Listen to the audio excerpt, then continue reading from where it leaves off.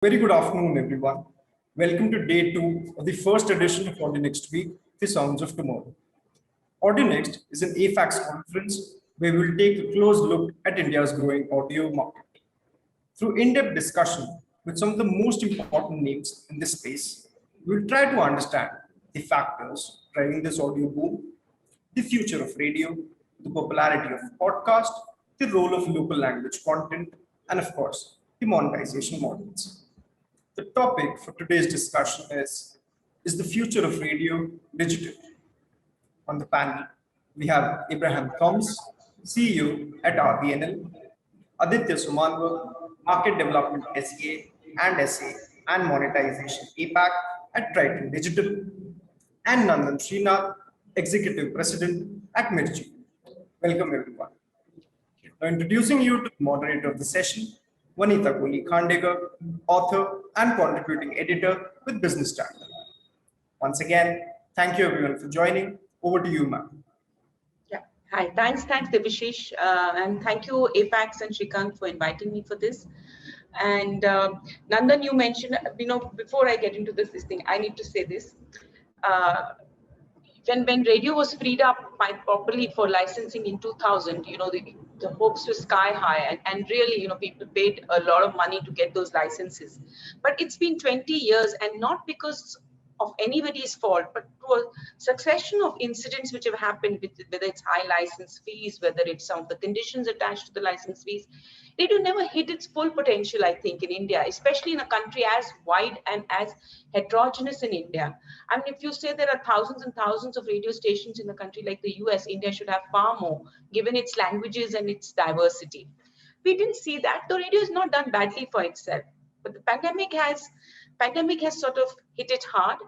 Two factors: one, pandemic, and the other factor is that the growth of smartphones, etc., has excluded radio somehow, because the tuners don't offer, the new smartphones don't always offer radio on them. And there is a sense of an industry in some kind of, which is trying to grapple with the past and the present and sort of, get into the future. So it's an industry, I think all of us, I never met a person who says that, like people have strong opinions about films. People don't have strong opinions about radio. Radio is an industry everybody loves. Radio is a business everybody has a nice feeling about. So what is it about radio? Why does it feel like it's missed its time? And is the future digital? I mean, I know I'm plugging into the topic, and Nandan, I want you to go first because you had issues with the topic itself. So I'd like you to go first, and then the other. So part of what you're saying, Vinita, is rooted in history. I mean, radio should have, or FM radio should have come to the country 20, 30 years before it did in its avatar. Absolutely. I think the licensing regime has just been really awful. I mean, it's just, every few years you'll get a few frequencies on the table. The shortage of frequencies has led to that commoditization of formats. And so therefore listener choice has really suffered. Barring few exceptions, there's really very little choices for listeners in a particular market to listen to. But really, let's talk forward. I mean, what is behind us is behind us. I mean, it's not just this period of COVID, starting with demonetization. I think the entire traditional media sector has had its up and down. I think print and radio has obviously been impacted more than the others over the last 4 or 5 years. But let's look forward. And like I was saying, my slight turn of phrase on the title itself, this is the future of radio digital. It's a contradiction in terms, in the sense that digital is a manner of delivery, just like FM airwaves are a manner of delivery, right? So is the future of radio, it is also digital. I don't think radio is going to go anywhere. I think people like Abe and me, who were part of the industry for a very long period of time, are very buoyant on the future of radio as a format. But should it be available digitally? The answer is clearly yes. And part of radio industry's problems of the last 20 years have been to do with royalty. We need to fix the royalty parts of digital broadcast, both for radio as well as for OTT, I dare say, because the MG model isn't going to allow any of that to happen. But certainly the monetization of radio in a very strong fashion is digital. I think, when I come back, I'll give you examples from our own business. So certainly both in terms of distribution as well as monetization, digital is an important part of what we do going forward.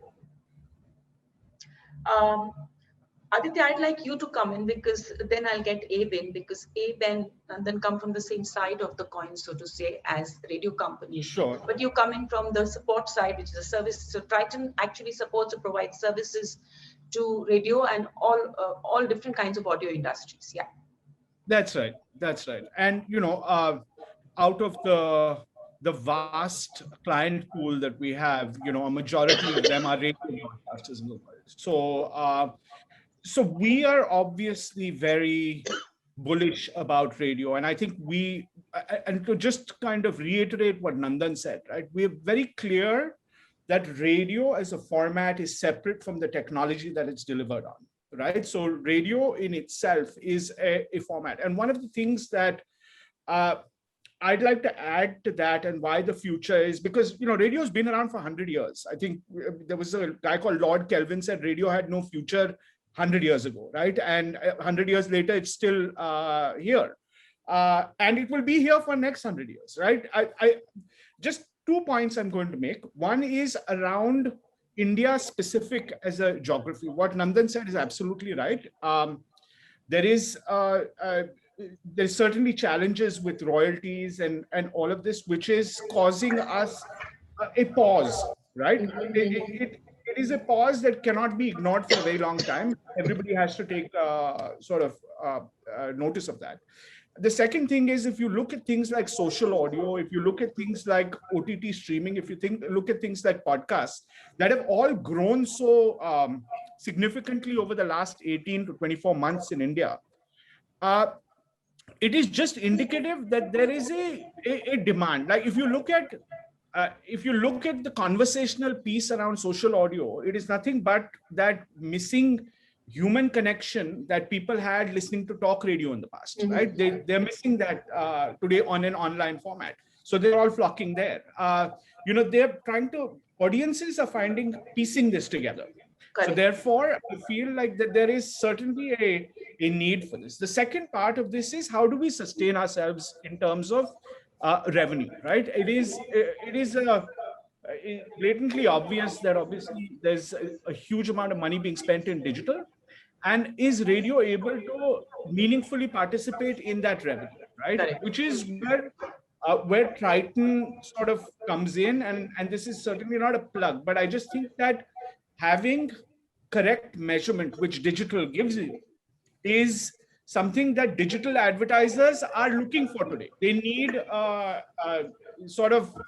they need a consistent and accurate measurement of their advertisement, right? Which is what I think today, as an industry, we have not been able to figure out in traditional radio, and certainly because digital radio doesn't exist or live streaming of radio doesn't exist meaningfully in India. Then that's kind of left the advertisers looking for other things. And so, but I feel as soon as that comes along, the advertisers are certainly going to put their money there, and that reinforces and cements the future of radio. I just kind of stop at that point. Point about metric is something I want to come back, and to point that Nandan also made about doing other things around digital. Abe, you take a go at the topic first. Sure. I think despite all the constraints and the challenges, FM radio in India hasn't done too badly for itself. Okay. Two of the players are listed as radio entities. The others groups are listed, and there are results of those available. There aren't too many businesses which deliver upwards of 30% of EBITDA. And while the first decade of radio has been kind of tough for various reasons, the second decade has been pretty good. And I think they've delivered a fair amount of shareholder value as well. So I don't completely agree that, yes, it could have gotten much larger, but despite the constraints, it's moved along well. What it has also built is it's built huge trust and credibility. It's built this huge army of local influencers who are able to, where brands are actually now keen on partnering with those influencers because they have trust in them. So there's a lot of other things around radio which is kind of built it, and which is why I think, radio hasn't done too bad for itself at all. And from a topic point of view in the future, I think it's important that we draw a distinction between radio and the tech platform. Okay. Radio delivered through the FM frequency or radio delivered through the web is everything is radio. And I think the distinction has to be between live radio and on-demand audio services. How so? Okay, just... So live radio is when, whether it's delivered through the FM or whether it's delivered through the web, is live and local. It's about, it's the shared experience that listeners are hooked on. Okay. Moment you say on demand, whether it's podcast or streaming, whatever, it's completely, it's a different ballgame. And across the world, whether you go to look at the US or you look at Australia or any of the countries, live radio close to 60 to 70% of share of your live radio. Podcast and audio services are all about 20-25%. So that's where this whole dynamic is. So it's a linear versus on-demand. If I was to draw a parallel with you, the linear versus on-demand difference. That's right, irrespective of the mode in which it is transmitted. Okay. But now, given that, I mean, this is the situation, and all three of you have encapsulated it well. Given that, if I look at the streaming ecosystem, metrics is a big problem. We all know that. So now IMI has a chart which tells you, they've just started with international music. I think they will get on to domestic. They will do a couple of languages more. But really, metrics has been a huge issue right from the time. I mean, it's a 21-year-old industry now. Why do we have only listenership data for 4 metros? Why don't we have more? I mean, IRS does not offer that kind of granularity. Why is that an issue? And when I speak to people on what is, a lot of people says radio plays are not counted in popularity because they play only 1% of the music, which is just the film music. So going into the future, where does radio, as it exists, see, it has its own limitations as a medium. I understand because they come from the past, but where does it fit in with this ecosystem which is being created? And how does it retain its, I think the word is relevance. The word I'm searching for is relevance when it comes. How does radio retain its relevance in this ecosystem, given that mobile phones don't allow or don't have FM tuners anymore? So is that a problem? Because that has changed listenership patterns. I think I'm asking a lot of questions in this one thingy, and I want both you and Nandan to address it, and I want Aditya to come in on it from an observer, especially if you have seen other companies or countries around the world, Aditya, how they've dealt with it. Yeah, Nandan, you want to take this first? Yeah, sure. So the simple question you've asked is about relevance, right? Yeah, I think let's break it down into 2 parts. Who are we serving? There's the consumer and there's the customer. Correct. When you talk about relevance for consumers, for the audience that is tuned into radio, the relevance is immensely high. Okay. Like Abe was saying, it's a very trusted medium. We built influencers 15 years ago. Some of these influencers, incidentally, Abe, I don't know if you noticed that inflection. To be an influencer on Instagram or any social handle, you have to have a passion play, right? I love coffee and therefore I am. And RJs are not necessarily influencers with a particular bent of mind. They're famous in the first place. So they're giving you that depth in local markets that otherwise influencers are unable to manage. But the relevance to consumer is absolutely clear. There is that moot point of, hey, what's happening to the 12, 13-year-old today who may not have access to a tuner itself, and his first mode of entertainment is a basic smartphone. Correct. Sure, we need to fix for that, right? And there are ways to fix that. So for example, in our case, we've said, okay, we may not be able to monetize our brand for youth audiences, but how do we stay relevant there? And therefore, in Mirchi's case, for example, we have 24 web radios that operate on the Ghana platform. And what is the difference between a web radio and a playlist? Exactly what Abe was saying, that it is, sure, the feed is on demand, but it is a non-interactive feed that is taking that particular, let's say we call it Meeti Mirchi, which is songs that you want to listen to when you're in love. And that context gets set, and at least the data that we have from Ghana, without revealing too much, is that they're both extremely valuable plays, both for customer acquisition for the platform, and they demonstrate typically TSLs, time spent, of a order of magnitude much ahead of what playlists tend to attract. Okay. So the Okay. brand continues to stay relevant to consumers. Then there's the other part of it, Vanita, which is relevance for advertisers. Okay. And certainly metrics and measurement certainly have a role to play there. But tell me which metric or which measurement system is making advertisers completely happy, right? We know that there have been problems all the way in television up to Park. We know IRS has its own problems when the fieldwork's happening. It has its own problems of lack of consistency in data. The radio system, which has been using DAR and diary methods, has its consistency issues as well.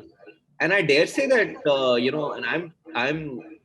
It's funny, but I'm really tired of giving this example to whoever will listen to. If I play you my YouTube feed now, it will serve me a Nika ad, and I'm sure Nika is not targeting a mid-50 parent of two who's never going to buy cosmetics from them. And yet I get served Nika ads 11 times a day if I open YouTube 11 times a day. So there is obviously a problem with the Google ecosystem as well as the Facebook ecosystem. So I'm not sure when people say, measurement on digital is fantastic. Fair enough. I'm sure I agree with you. No, I don't think measurement on digital is fantastic, by the way. I've been a big critic of how difficult it is to get a normal third-party list of the top 10 for anything around digital. But I don't think saying that nobody else has it is a good, because the fact is, across the world, the correlation between robust metrics and growth in advertising is clear. It is positive. Absolutely. Right? So that is there. Abe, you want to take this? Yeah. And not just metrics, but just the whole question of relevance. Yeah. So, I don't want to, I must confess that we've been a bit lethargic when it comes to measurement. We've been brought with our own problems.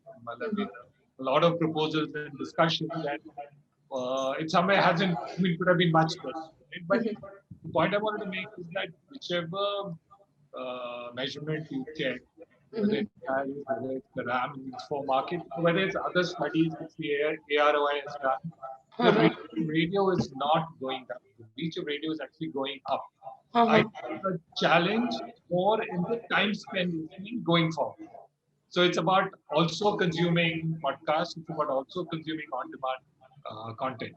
So if live radio is going to be 60-70% of the overall share of ear, the balance 30% is what is growing. Again, I'll go back to what the data is showing. The data shows that 52% of radio listening happens on mobile phones, right? While there may be, I understand that smartphones don't have FM radio on it. They all have their own all that. But there are ways to deal with that. But currently, between 30% of transistors and 50% listening through mobile phones, and a 16-18% of car listening is where that ecosystem, and that is changing. But the reach of radio is not going down. And the live and local staying relevant is what makes radio different. But the reach has remained constant, if I remember correctly, from unless we are talking about more granular figures. The numbers I have from IRS don't show any great jump in reach. It has remained more or less constant. That's right. So despite, I agree, it's going upward, but it's not a substantial jump in reach, but it's not getting cannibalized by all the other digital. That I agree. But there's this question, and Aditya, first I want you to talk about the relevance bit, and then there are a lot of questions popping up, and all my participants, please keep them coming. First, let me get Aditya to comment on the relevance part. Sure. I want you to bring that global perspective. From a relevance in India perspective, these two gentlemen have absolutely summed it. I think that what Nandan said, where that emotional connection with the consumer and the impact-led service that you provide to your customer, right, is two things that radio is able to deliver. Like very few others can, right? Radio can really deliver to the customer on air, on ground, on digital, an experience which very few others are able to. Coming to your metrics part of it, right, which is where you said that measurement has been, a lot of countries have effectively solved the measurement piece, right? I think that in India, consensus, whether at an industry body level was absent, or whether the right methodology was not adopted by all, and therefore, remember, radio in India, even though you say it's a 20-year-old business, it is still a very young business compared to what other markets have had radio in it for, right? So all of these things have been a problem in the past. Now, obviously, we came into it late, and so different things have happened.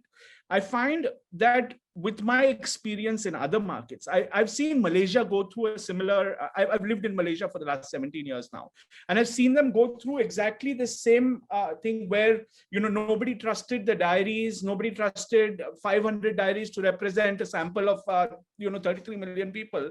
So it was always a debate, right? And then it became about whether Nielsen is doing it, whether GfK is doing it, who's the right person. It is all finger pointing. At the end of the day, when you're not satisfied with the result, you'll point a finger. So I think what has happened beautifully on top of that is, and this has come to my knowledge, over the last couple of years with Triton, is that they do a great overlay on top of in markets, especially where you have a significant listenership of the same content online and on air. You can overlay the census data that you get from web listening to create habitual statistics or create listenership trends. And they very closely mimic what is happening on air. So I feel like you're muted, Vanita, so I can't hear your response. I muted it because there was some participants were complaining about echoes.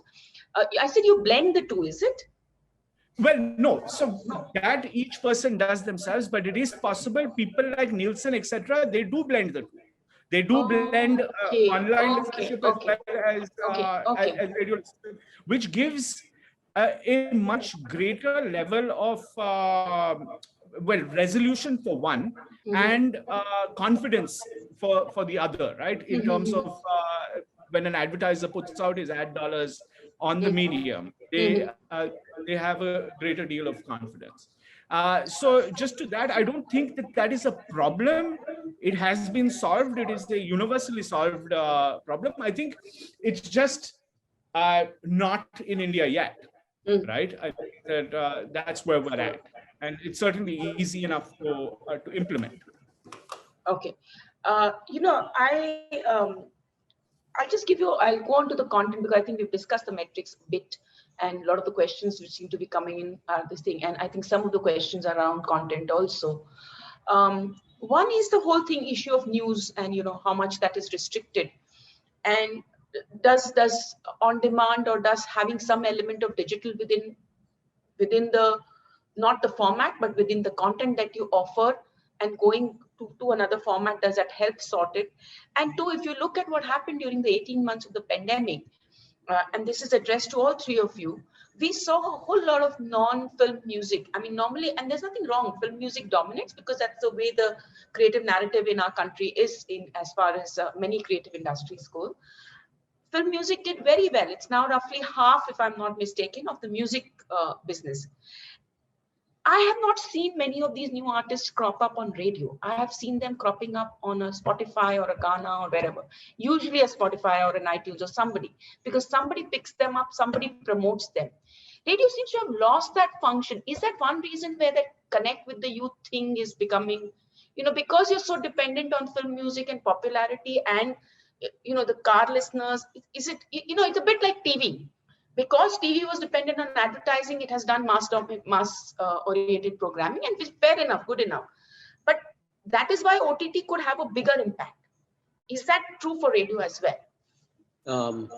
If I may just take that, Vanita, I think it's a myth, and it's a myth worth busting. Okay. If you ask Spotify or Savan or Ghana or any of the players who will give you consumption data, They will tell you Indies is nice, but it's tiny. Or try to I'm not debating that. I'm saying people get discovered.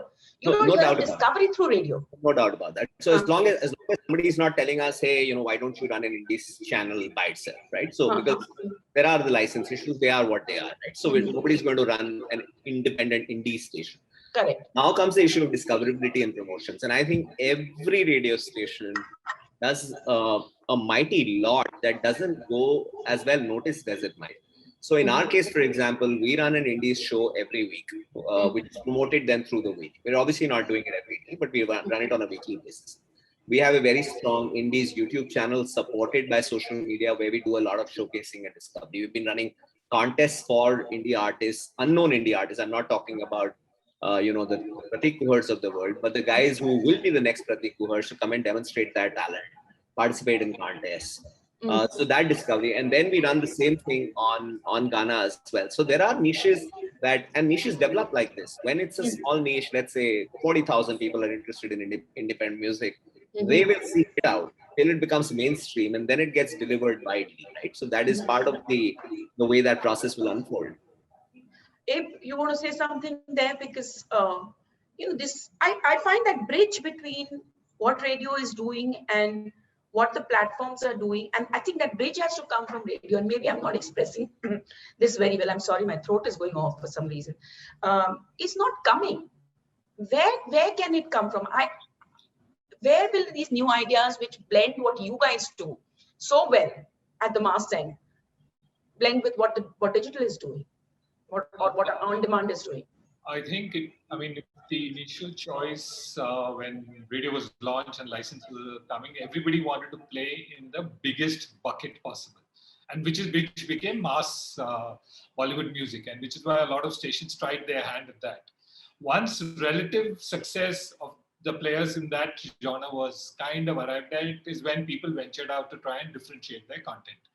Most of the leading stations work on this premise that radio is about familiar music, right? So if I can hum along, great. If it's unknown, I'll wait for it to become familiar before I start playing. So that was the premise when we started radio, because I'd wait, because if the belief was that if the song is unfamiliar, then I'll wait till it's familiar, or the listener would tune out. However, thanks to the last 1.5 years of the pandemic and almost a complete stoppage to new music from Bollywood coming out, that whole space is now exploding. Both there's music fatigue, and therefore listeners are now exploring new sounds and new music. And I think all the radio stations have kind of moved into a very aggressive independent music push. We, for one, we have something called Big Radio Online, which is Bro, which is entirely dedicated to independent music. And obviously, a lot of that gets built in on our on the FM station. Although our format is about timeless music, we kind of say future timeless musics and kind of start pushing a lot of this. So I think the exploration of new music and new sounds has definitely got a push thanks to the pandemic and supply of Bollywood getting stopped. Mute again. Okay, I'm going to ask Aditya again to come in with other examples. If you can share one example of a company outside of India which has managed to blend these two formats profitably. And then I want to get into other areas or other genres on sound. Like, I know they're very niche, I know, but you know what, in the Delhi Bombay circuit, everybody loves to discuss indie music and podcasts, and I know they don't make money, and I know, but is there a market there somewhere? Is it not for India right now for another 4-5 years? It's something I'd like the two of you to address. But first, Aditya, I'd like you to take this.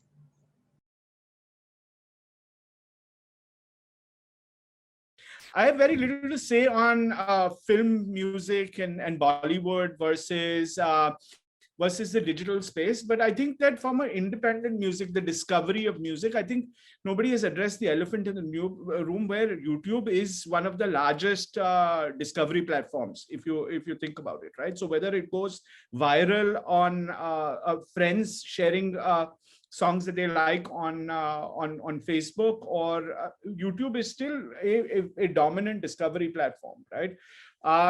I think where I have seen a very good example is in my own sort of backyard here, where a company called Astro Radio runs a company called Rocket Fuel, right? Which is sort of taking into its wing, or taking under its wing a series of new talent, and then using every might that they have, whether that's on TV, whether that's on radio, whether that's on social, to then build these personalities to fuel that industry. Apart from the UMGs of the world and the Warner Music, etc., doing what they're doing, I think to breed that homegrown talent and that independent artist, I think they've taken it upon themselves to utilize the resource at their disposal to be able to build personalities that they own and manage for a while, right? And they've been able to make a real success of that, because it kind of is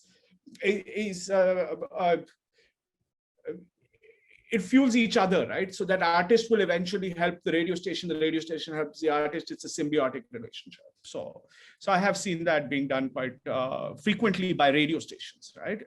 Whether it's Southern Cross Stereo in Australia, over here in Malaysia, it is a common phenomenon. The other thing, if I may, is internationally, brands get kind of choose sports and music, especially for the younger brands, to build their brands along with, right? And in India, the same international brands, sports was cricket and music was Bollywood. And because of the whole concept of playback, Bollywood was far sexier to be part of rather than be part of music.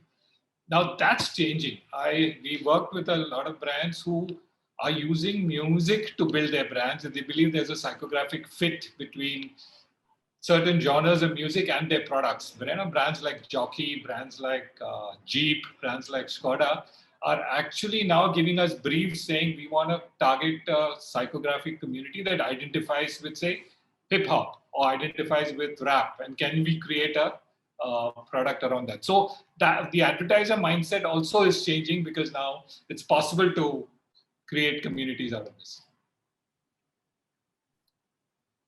Yeah, mute again.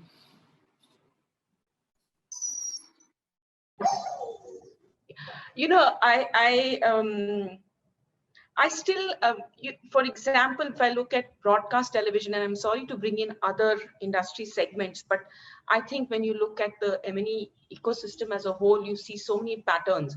And if I look at broadcast television, many of the largest broadcasters in the world have successfully migrated to OTT, are doing a fantastic job, whether it's a Disney, whether it's a Z, whether it's a Viacom, they're all doing a superb job on demand. And I'm not saying that radio has to shift to on demand, but what are the things that have to be in place? I mean, given the issues with license fee, high cost, and I don't think royalties are so high because I'm on the music industry side on this one, but that's a separate issue. But given the situation in the music business, what would it take? And I have two interesting questions which have come in from participants. So I would rather that you address those first. One is, do we feel that an ecosystem for indie artists can be created by having an ecosystem for live concerts, which we don't have?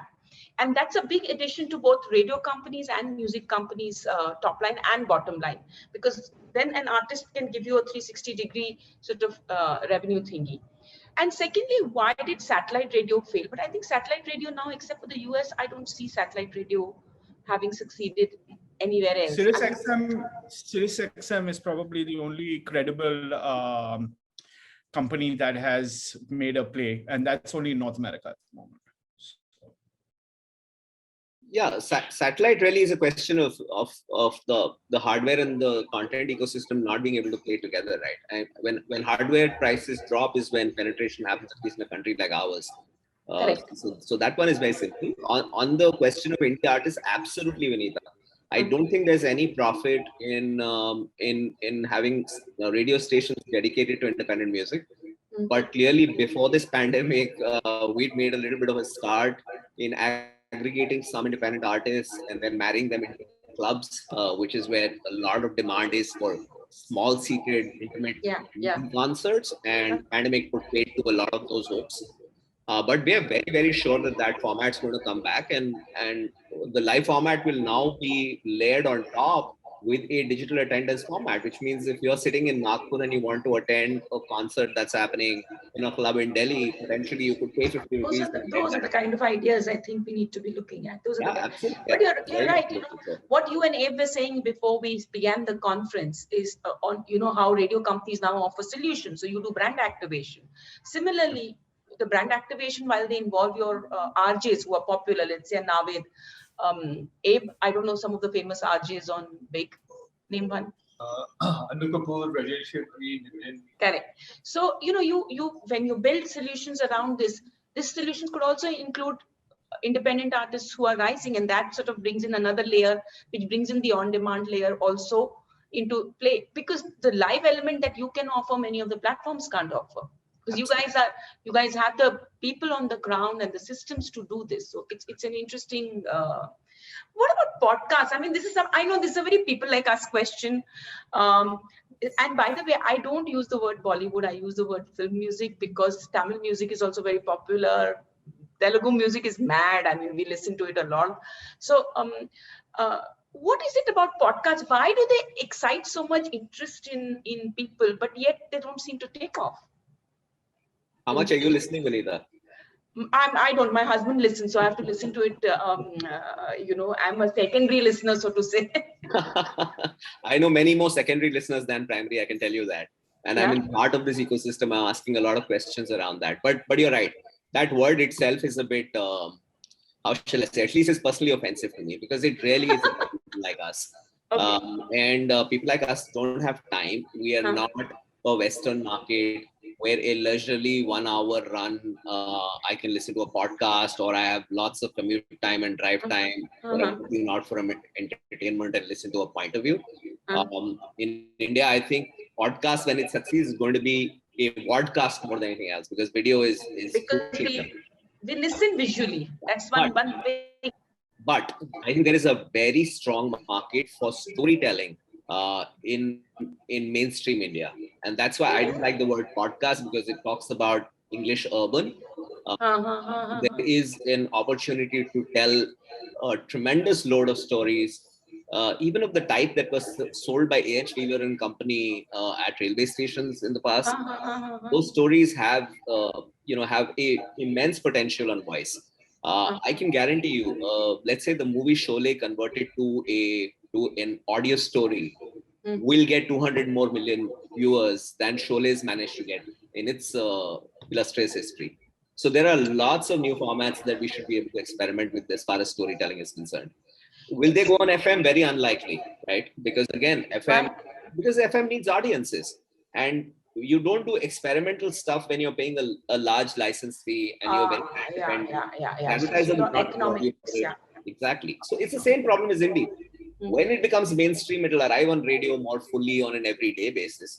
Till it does, it will have to survive in the niche where we have a job to promote it, as does the music industry that's signing that talent up, as do the clubs, as do the artists themselves. Aditya, have you seen other genres, whether it's talk, whether it's storytelling? I like the word storytelling, Nandan. I'm going to use it more frequently now. Yeah, I think I have seen them taking off. Yeah. Tell me. I have a view that's sure. You know, podcast is a technology. It's a way of getting a talk-based content onto your device in an on-demand fashion, right? It is the method of distributing audio over an RSS feed through multiple podcatchers, right? Like JioSaavn or Gaana or wherever. It is not the content on that, the genre of content, what Nandan quite rightly pointed out. And I think that I would disagree that with both of you, Vanitha and Nandan, that you are secondary listeners and maybe you have not paid attention. But you know, we serve some of the largest number of podcasts in India, and we've seen that grow over the last year in astounding numbers. Now, I'm not allowed to put out numbers just yet, but there is an astounding amount of listenership that is happening on podcasts. And you'll be very surprised at this listenership when you talk about urban. I believe that snobbery comes in the urban space. Why should I listen to a podcast? Yeah, मैं तो video देख लूँगा. Or I'll watch this, where a lot of this is happening from tier 2 and tier 1 cities, right? So not your metro markets. And a lot of it is happening, contrary to what Nandan might say it's in English, a lot of it is happening in regional languages like Tamil, like Bengali, like Marathi, like a lot of this content is being listened to on that. Now, whether the scale is uh, is monetizable or not right now, I feel like I think we're at that place where it certainly is to a degree where people are starting to make it because we run an ad exchange as well, right? So we're seeing that money, whether it is because of all of the hype and brands saying, "हाँ यार देखना चाहिए वहाँ पे क्या होता है," they are doing and they're putting and increasingly. So from 5 brands in January, now we have 25 brands in the exchange that are continuously advertising in stream and podcasts, right? So that is something to take notice of. Like, if the industry feel the economics don't work around it, I feel my argument to that is, what is the harm in trying it? You're making 24 hours of radio a day, right? Even if 10% of that has the ability beyond when it goes out on air and poof, it disappears, to be repurposed in a format where people can listen to it at a different time, right? Because you have, not only does it not cost you any more money because you already have the resources to be able to do that, you have completely, you're creating that content already, right? So why think about the economics when there are really none, right? Like, it is just a question of, on one hand we say, oh, we can't get onto digital platforms. On the other hand, we say that, hey, listen, nobody's listening over there, so why should I go there, right? So if you put your content there, you will be there. Like, people will listen, right? Because from the same logic applies to Meethi Mirchi on Ghana, where that brand lends its credibility. People know that a podcast coming from Mirchi or podcast coming from Big has something. It has a production quality, it has trust factor, it has all of that. And that immediately translates, right? So I feel like there is certainly an opportunity. I don't think, and what Nandan said is absolutely right. Every market reacts differently to content. Storytelling in India, crime, true crime, horror, comedy, all of these formats, podcast is only a technology. It's only an RSS feed, right? It's how it's delivered. Sorry, let me just jump in, Vinita. And Yeah. Aditya, I exactly meant that. When you use the word podcast in common parlance, actually it starts to talk to people like us about us, right? In our case, for example, we have a channel, one of our most successful YouTube channels, which is Mirchi Bangla, right? About 1.3, 1.4 million subs on that. The content that drives that subscription is a show called Sunday Suspense, which is a long form audio story with still video. So you could actually put your phone down and listen to it because there's no video. Absolutely. And for us, that is a huge money spinner. Episodes run 45, 50 minutes, Vanita, right? That's what I mean when I say audio storytelling, because absolutely, this is just coming out of Bengali literature. This is exactly what the kind of examples I'm looking for in this discussion. But tell me one thing, there's a question here. It's a nice question because part of it you guys have answered. But, when we talk, you and I, we are talking largely English, Hindi, perhaps a few languages. But if I look across India at the complete diversity that this country has, where are other languages within the radio ecosystem? How much are they assimilable? So I know you guys have, for example, Nandan, you have a radio station in Chennai, you have stations in Bangalore, etc. Abe has stations all over with Big FM. So how much of it is, let's say, non-Hindi? I know that Hindi dominates in terms of the number of states that speak Hindi, but non-Hindi, how big is it? Because if you look at TV, across 5-10 years, across the country, across time genres, Sun TV remains the largest, most watched channel in India. It is amazing. It has a maximum share in spite of your Star Pluses and whatever else. So where do languages come in the pecking order? Vanita, every single language is served by radio. So it's really a question of where you have frequencies, right? For example, we don't have frequency in Orissa, and therefore Oriya is not part of our dialogue. And Big FM will, and Oriya is there. So we serve in 13 languages. which is broadly the 13 states we operated. We would not be, crazy enough to, let's say, serve a Hindi station in Chennai before we have Obviously not. creamed no, but before we have creamed the Tamil market. Our second format or a third format may indeed be Bollywood music or Hindi film music, as you said. But every single language where the government has given frequencies is now catered to. And I think that's the pride the radio industry takes out when it talks to clients. That when you want the many voices of India to be represented, you have to talk to us, because it is tiresome how many ads of, let's say, I won't name the brands, that come from a very Hindi heartland copywriter in print and on television will get played out in Chennai where the context is completely different, right? And it still continues to happen in this day and age. I mean, it's shocking, Really? right? That remains a problem, Abe, for you guys also? Yes. I find that in digital a lot, that people, the wrong ads are being played out in the wrong context, in the wrong language. But absolutely, it is laziness. When we began this journey 15 years ago, it was very common for us to get an instruction saying, pick out the jingle from the TV commercial and play. Today, right, that's how we began. But today, we program in 19 different languages, and we sometimes get creatives for 19 different stations. So the good thing is, national advertisers are also beginning to use radio like a local medium. Now, on the earlier discussion, the 2 points I wanted to make, 2 of our most successful shows ever is Anu Kapoor and Nilesh Mishra.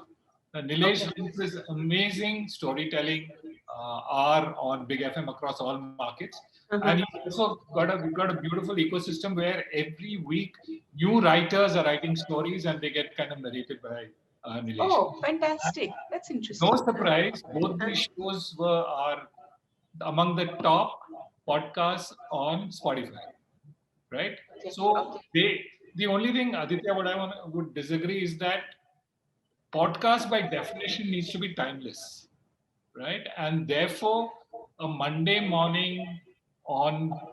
Tuesday morning show might have a limited relevance probably on a Wednesday, right? So therefore, you can't directly take everything and put up, but there are storytelling formats, there are other non-topical, kind of content which can definitely go into podcasts. And I think Nilesh's show and Anu Kapoor's show are the best examples of how big they become. But there are also things that are like interviews, etc., which are timeless, right? So you could have an interview with Sri Devi, and may she rest in peace, from at that point of time, which somebody might still want to listen to. And podcast is a great format for it to live on and live beyond its time on, right? So that's the point. And plus, your daily news, for example, I know that you guys don't know news, but daily news is a podcast as habitual as the newspaper, right? So daily news formats on podcast are certainly some of the biggest consumed podcasts. 80% of listening happens around daily news formats, right? So you have to think, yeah. We have an issue with news in India, so. I know, but why is that an issue? Just because you can't have it on another platform, Vinita. So yeah, exactly. You can do it on another platform? Of course. I thought legally you could do only 20% of AIR news on your FM frequency. No. That's on FM. On FM, yes. No, we can build a daily wrap of Bollywood, for example, and land it anywhere on Ghana, on Spotify, on Savan, anywhere that we want. So I'm being journalist here. But guys, we are running out of time. Superb discussion. I really enjoyed this. And I wish, I had like 4 questions more which haven't been answered, which I hope we can do offline sometime when I speak to you. Thank you so much, Abe, Aditya, and Nandan. You guys have brought interesting perspective to this topic. And I think one part of the thing is that all of us are not plugged into radio. We are not, for example, I am not a regular radio listener, honestly speaking. So some of our opinions and some of us, so I may research the sector, but I've not honestly heard what's happening there. And it's interesting to know this, because then that sort of busts some myths around that. Thank you so much for your time. And thank you, AFAX, for calling us. Thank you. It's great chatting with all of you. Great. Great. Bye. Thanks, Aditya. Bye. Thanks, Abe. Bye.